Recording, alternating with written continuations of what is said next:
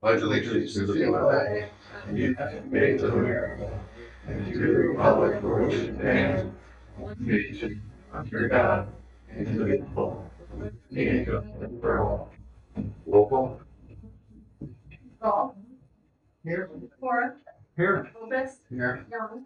Here. Mayor Real. Here. Department head Steve Ward. Here. Chief Butler. Here. Echo. Here. Shannon. Here. And Harrison. We've all received a copy of the minutes for October 10th meeting. If no corrections or objections, I would make a motion to second. Second. Councilman Gall. Yes. Cora. Yes. Lopez. Yes. Yes. Yes. Anybody have any departmental reports, Oliver? Yeah.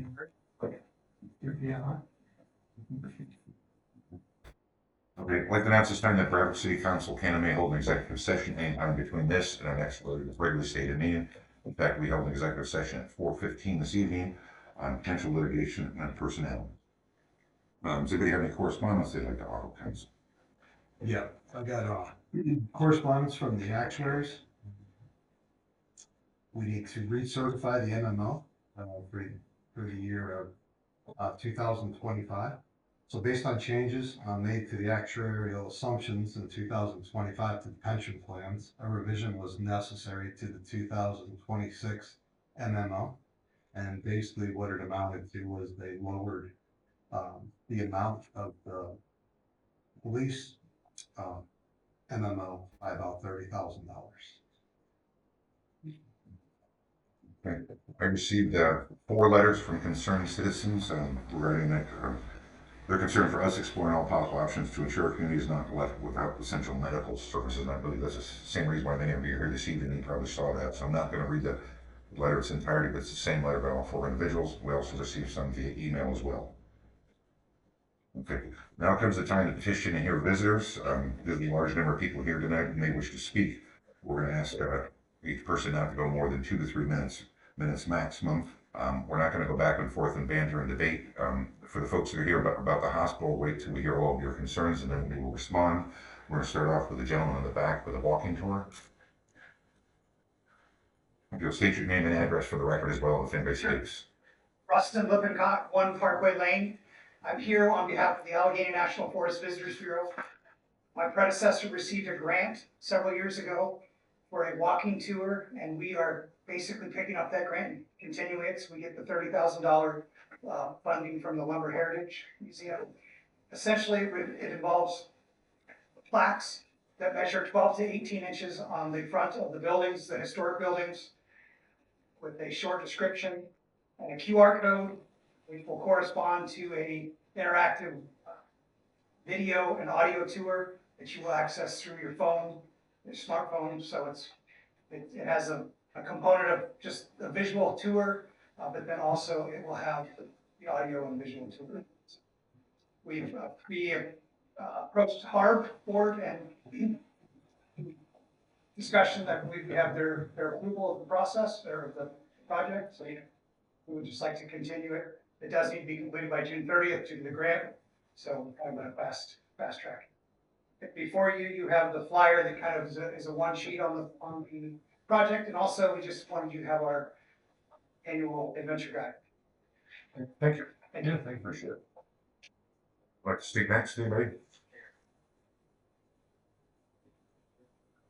I was waiting to see if anybody wanted to talk about the hospital.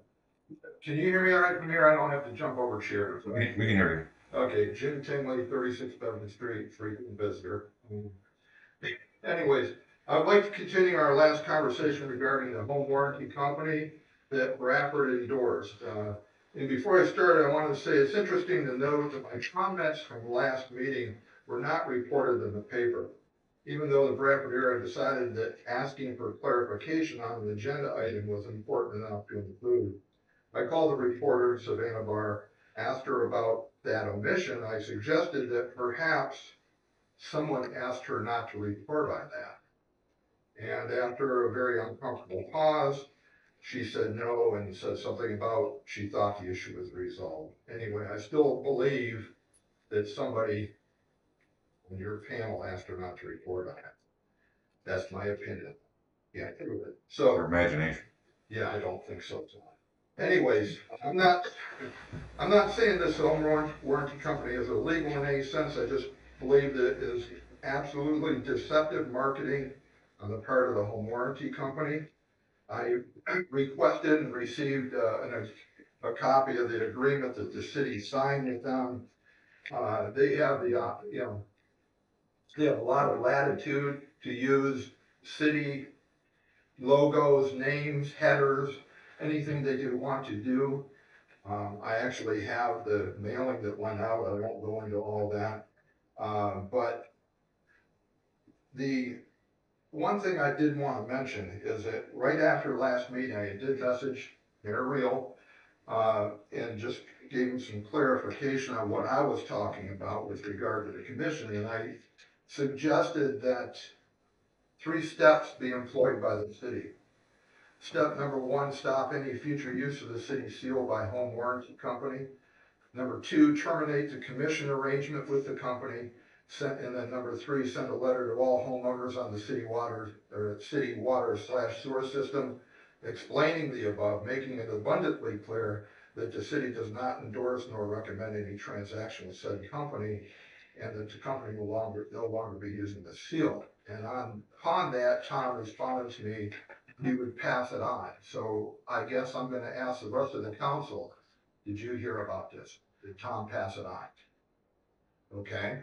Everyone on this council has been aware of your concerns. Okay. Then I did review the contract, and it says with the, well, 2 things in there that's concerning. Number 1, they can do up to 6 marketing campaigns a year, using the same deceptive marketing, which is confusing people. And number 2, that you do have the ability with 30 days written notice to cancel this contract. So I would urge you strongly on behalf of the citizens of Bradford that just may be confused in thinking that you're telling them they should, buy an insurance policy, that, for the sake of whatever little pittance you're gonna get out of this, 10%, of the premiums, I would strongly suggest that you cancel that contract, but with 30 days written notice, and don't move forward with that. I think that's the honorable thing to do. Thank you. Mayor, I'd like to respond to Mr. Tingley's conspiracy theory between Service Line and Warranties of America and the city of Bradford. Mr. Tingley found it necessary to go on a local social media platform and speak to his fan base, and then wrote a letter to the Bradford Era. And for somebody that was so concerned about the city's use of its logo, you left a lot of information. A lot of information was absent on both of your communications, in order for your fan base to make any type of decision.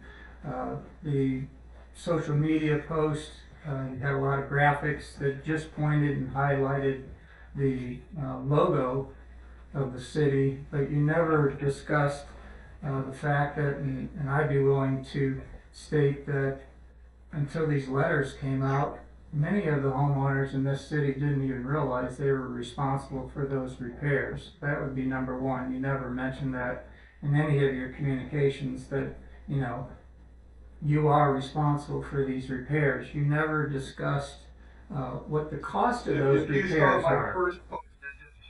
Well, you never discussed the cost of those posts, and you claim that this agreement with the city and the service made us de facto sales representatives.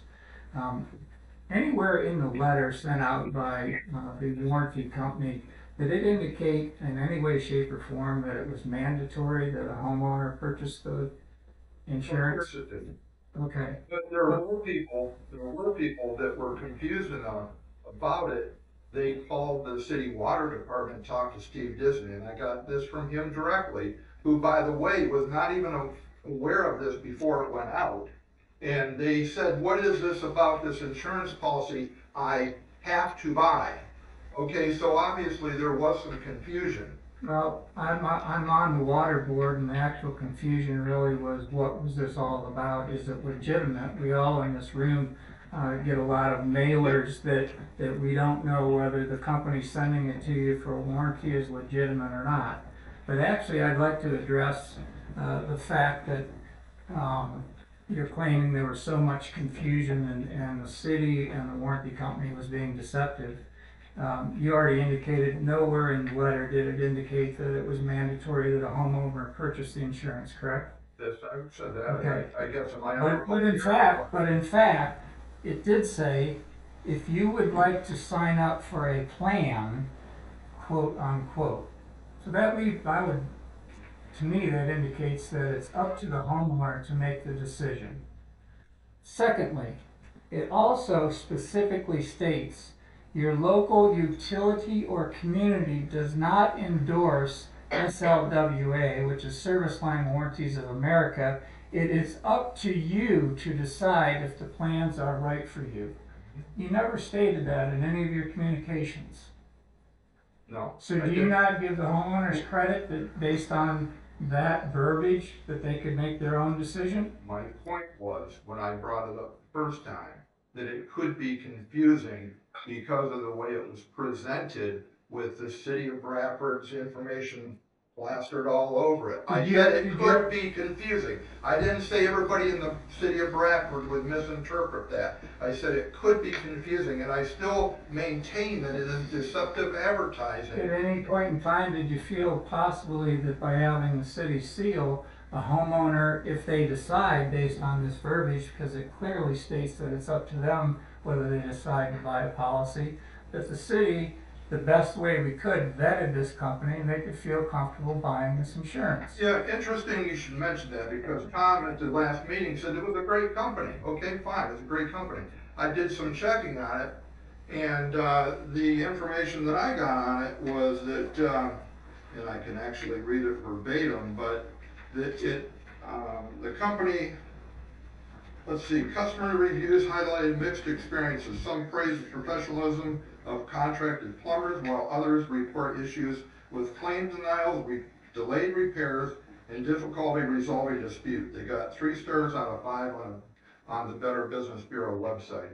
So, and you could say that be about any company out there maybe, but don't jump on the thing that you're, offering the best company. And I ask you, did It you clearly vet? states we All right, didn't Mr. Kroll, I'll endorse it. ask you, did you vet the company thoroughly before you entered into this agreement?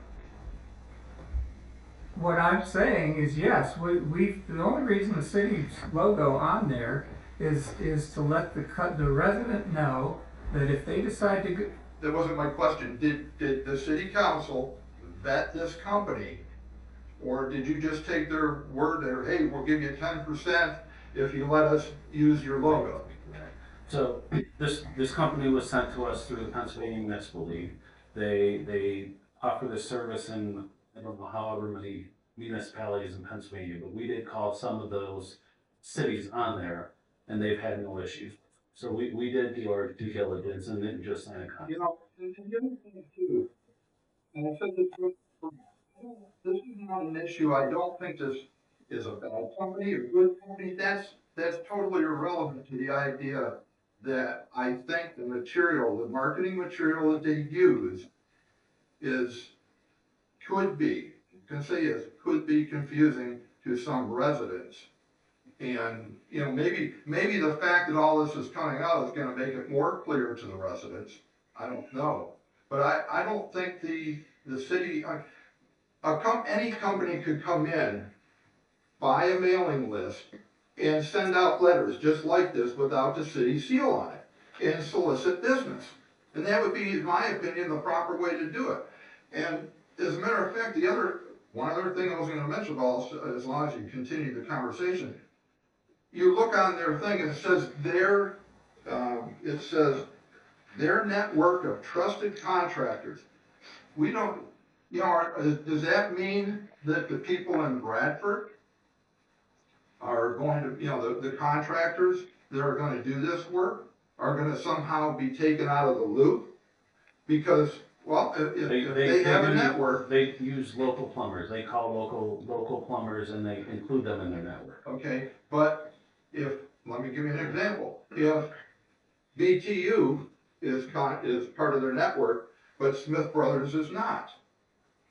It could be a personal choice on Smith Brothers, whether they, But- or whoever. well, Not I saying, I'm understand. not neglecting any one company, but I understand, but the possibility that some contractors could be excluded because they're not part of their trusted network. So it's not fair to the contractors. It's telling you. Well, you'll be glad to know, Mr. Tingley, that after 45 days, there's been 14 households that have purchased insurance policies, which leaves 99.6% of the homes in Bradford without insurance. On an average in a year, over 100 issues occur with water and sewer lines for homes. So that will leave approximately 86 homes in Bradford that will have to pay the $1,000 and up costs for those repairs. So whether you influence that or not, you'll be happy to know that. Also, the windfall that you're saying that the city's going to have. I never said that. I said it's a mere opinion that you're getting. It's 200, if all 14 homes which purchase both policies, and by the way, they have the flexibility to cancel at any time, so the concern that they might have been swayed by the city's seal on the letter, they can cancel at any time if they're influenced by somebody such as yourself saying it wasn't the right thing to do. But if all 14 homes maintain both policies for the year, that will amount to a $252 windfall for the city, which amounts to 0.0023% of the city's budget. So, You're just being ridiculous on the numbers right now. well, But that's what it comes down if, to. If you're so worried about my social media post, you might have also looked at the bottom, the comment at the bottom that says, listen, I'm not telling anybody not to buy this insurance. I just don't like their marketing part. Okay? About it, I So- just stated you So went on I TV. said, I'm not telling anybody not to buy it. And that was never my intention. Okay? We need to So move- we don't need to try to move- make more out of it than what it is, Mr. Grohl. Need to wrap up on this, move on to the people here. Okay, anybody else would like to speak this evening? Please state your name and address for the record.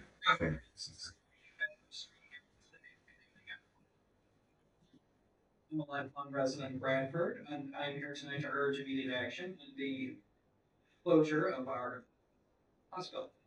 In just a few months, Bradford Regional Medical Center is scheduled to close its inpatient services and its emergency room. If that happens, we become a 20-mile health desert. That means longer transport times, delayed care, and lives put at risk. This is not hypothetical. I mean, with an ambulance, your chances of survival are best in the first 20 minutes for a heart attack. Only in is 25 minutes away. The decision by Kaleida Health is not just a business matter, it is a breach of trust. In 2017, this community was promised that there would be no service or bed change. That promise is now being broken. As a nonprofit, Kaleida has an obligation to act in the public interest. They are choosing to dismantle our healthcare infrastructure rather than to allow it to survive. That is not good faith on their part. You, as our elected leaders, have both the authority and responsibility to act when our lives are at stake. The legal threshold for a preliminary injunction has been met, irreparable harm, which is imminent. The case is strong and the public interest for immediate intervention could not be clearer. I'm asking the city of Bradford, through the city solicitor, to immediately seek a preliminary injunction of King County Court of Common Pleas to stop these closures.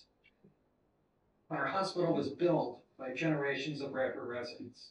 These are community charitable assets, not something to be stripped away and discarded. We cannot wait for the state. We need to act now. Thank you. Anybody else? Hi, my name is Kelly Tinky. I live at 36 Poplar Avenue here in Bradford. I moved to Bradford in 2001 from Denver, Colorado. One of my big attributes to moving here was my family, but that it had all of the amenities of a larger city at a more rural setting. I have twin boys who are graduating from Bradford High School this year. I also am an employee of Bradford Regional Medical Center. I started there in 2021 in October in patient access registration. I'm currently the facilities coordinator there. I just got my termination letter. There are 238 people that are going to be displaced from jobs. It's more than just about healthcare and people that, it's not just the lives that are going to be lost. It's a death sentence for our community. I love Bradford. I get questioned all the time, why would you move to Bradford from Denver? It's really actually very, very nice here. I also take care of the caregiver of my brother-in-law, my ex-brother-in-law. I got him in the divorce. He has cerebral palsy. He's 51. We're frequent flyers, I suppose, of the emergency department, as he has cerebral palsy and suffers from several ailments, particularly falls, where he needs to have medical attention. Additionally, my father passed away in January, a year ago January, but he received services that were detrimental, and it gave us so much more time with him through the oncology services. And those services are going to be going away. I don't know about you, but I don't want to send my kid to college in a town that doesn't have a hospital. What happens if something happens at ARG? It's a death sentence for our community to lose this.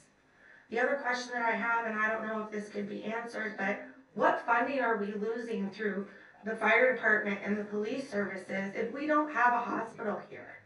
And it's just hearsay, but it's chatter around town that the fire department's going to become more of a volunteer service.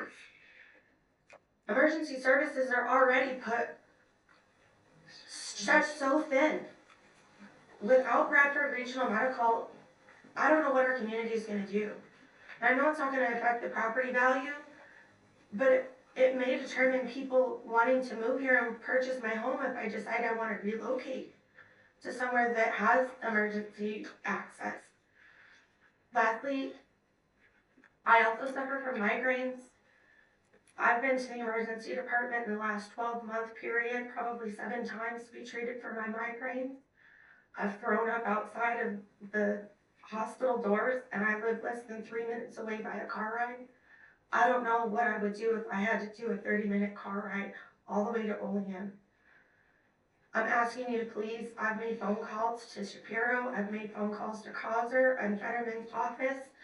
I'm asking you please do something to save our community. We deserve better than this. Thank you. Thank you. Anybody else? Yeah. Tom Shea, Route City resident. I guess I'd like to refer this to Brett, and this is this is kind of putting you guys up against the wall, I would say. I mean, what's your average call now going to the after hospital? 45 minutes, would you say? The average call is 45 minutes to an hour. Okay, so. Ambulance call. Yeah, right, that's what I'm saying, yeah. So now when you have to take that call, like, what's that gonna increase your call to probably? Yes. Probably 2 hours. Okay, 2 hours. So now you're getting into probably overtime situations, wear and tear on the vehicle. So, is there any way to offset that? I mean, is there any funding out there to help with that? Funding wise, I mean, that will have to be explored, but the revenue should increase just due to the transport distance. That's not what we want, but that's just how the insurance and the ambulance billing works. So whether that's paid for and reimbursed at 100%, which is typical anyway, to really say what those numbers will be, I mean, it's gonna be hard to tell. We can look at the 80 times we went to Olean in 2025 to see what those numbers were, but, I'm not trying to put you on the spot, I just. no, Yeah. I mean, it's been discussed, so, yeah, I mean, the expenses are gonna go up. Yeah. It's simple as that. How about, do you see an uprising in the mortality rate because of difference in transport? I mean, You would assume so, right? Okay, I would assume so. I mean, would you assume so? I would assume, but I also know we have a, very well-trained staff. Oh, yeah, no, oh, you have an staff, So- nothing against your staff, So no, if yeah. it's gonna strain them, then, No, it's gonna be a huge strain with that. yeah, we can let, we want to do some watching the back of the hand, we can do a lot. I understand. Like I said, again, this wasn't trying to. I just wonder what kind of situation it was gonna put you in once it changed. Good. Thanks. Anybody else wish to address council? Close the public comment portion. As Mr. Shea, we're aware of the impact if we had to go to Olean for all the calls. That's where we mentioned in the article last week that we'd have to explore altering the services we offer to the neighboring municipalities because we couldn't physically do it. We wouldn't have the personnel, we wouldn't have the apparatus, we only have 3 ambulances. We wouldn't be able to do it. That's scary.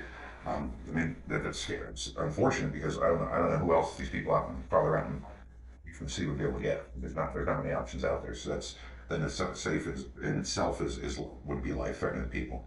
But that being said, we've been asked not to say too much. We've been in contact with people in the know, and we do feel very positively that there will be a positive announcement regarding the hospital and the emergency department in the next few days or by the end of next week. I know it's unfortunate that in going through whatever process does occur, that some people could be let go and rehired. I feel terrible for you. I was up there and got blood drawn the other day, and it was horrible talking to some of the people up there. But like I said, we've been asked not to say too much, but we very much think that announcement's going to be forthcoming in the next few days or beginning next week. That we will be able to have a hospital here. So, but thank you for your concerns. We all live here too, and we're all concerned. Yeah, it's not on any of you people there. Yeah. And we had mentioned in one of the articles, I don't know if you saw the other day, initially, we kind of, this council as a body came out whole saying, in support of wanting to maintain our hospital here, we would do anything possible, and if need be, we would even pursue the avenue of eminent domain to make sure that the hospital went into the right hands. And there's no question that could have been an option, but we don't think it's going to be necessary at all. But that's the strongest thing this government can do in the interest of public safety, to step in and do something like that. But like I said, we don't think that's going to be necessary. We're hoping to hear an announcement here in the next few days, hopefully, beginning of next week. I want to say thank you for your clarity, because vague as it may have been, it was more reassuring and than anything that Colliden offered any of its employees. So thank you. And what we're hearing from different folks, and like I said, we all live here and we all have the same concerns as you, and it would be devastating. No question of it, and devastating impact is there. And I think it would. You can't take 200 and some medical professional, they lose their jobs because they can transition where they're going to leave the area. So it would have an adverse effect on real estate. So I would bring the prices down. So okay, that concludes the fishing and visitors portion. We thank you all for coming. If you have something better to do and you would want to leave, you're welcome to leave. It's a fairly short meeting. It should be over in about 5 minutes. Okay. Old business, not new business. Number 38257, permission to advertise and conduct civil service testing for entry-level police officers, police. Okay. Yes. Cora, Yes. Yes. Yes. Yes. Number 38258, approve payment to W. Wineland Incorporated Streets. Second. Councilors Ball, Yes. Cora, Yes. Lopez, Yes. Young, Yes. Mayor. Yes. Number 38259, accept quote and approve payment to Rydell Skates Parks, and I'd like to add that this purchase is being made from donated monies. Nice donation.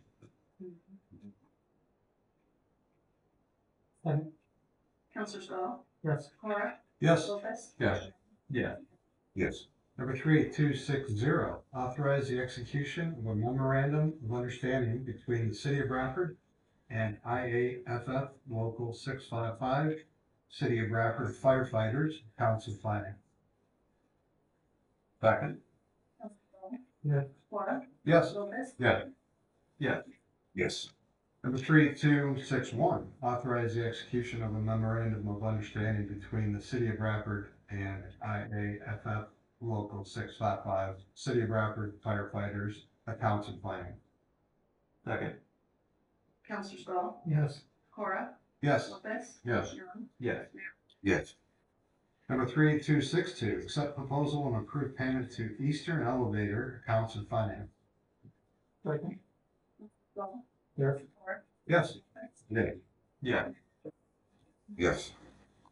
Number 38263, approve payment to Medical Electric for electrical work at the Hapgood Building, 20 Russell Boulevard, OECD. Second?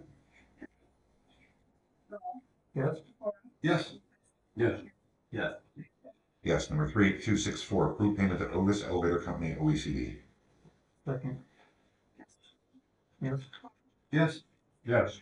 Yes. Yes. Number 38265, accept quote and approve payment to Warren Overhead Door, DPW. Second. Counselor Swell, Yes. Cora, Yes. Yes. Yeah. Yes. Number 38266, certificate of appropriateness to Allegheny National Forest Visitors Bureau, up to 25 bronze plaques to be placed on historical buildings, sites in the downtown Bradford Historical District, Council of Finance. Vote second. Counselor Swell. Yeah. Cora, Yes. Yes. Young, Yes. Gabriel. Yes. Number 38267, approve payment to Celebrate Inc., please. Second. Yes. Cora, Yes. Yes. Lopez. Yes. Yes, well, before we go, Mike, is there anything you'd like to say about this for clarity? Receive funds from, we're gonna be receiving reimbursement from the Homeland Security Department for these item monies. The purpose is to send Detective DeLuca to Celebrate School, which is, learning how to download cell phones forensically so we can gather data for evidence in criminal cases. It's a very needed necessity in today's world. Thank you. Number 38268, approve payment to Pediatric Emergency Standards Inc. Fire. Second? Counselor Swell, Yes. Cora, Yes. Lopez. Yes. Yes. Yes. Number 38269, approve payment for the 2026 FDIC International Flight. Second? Swell, Yes. Cora, Yes. Lopez. Yes. Yeah. Yes, we'd like to thank you all for coming this evening. If you're going to put the business for City Council, and a motion to adjourn the meeting. Second? Yes. Yes. Yeah. Yes.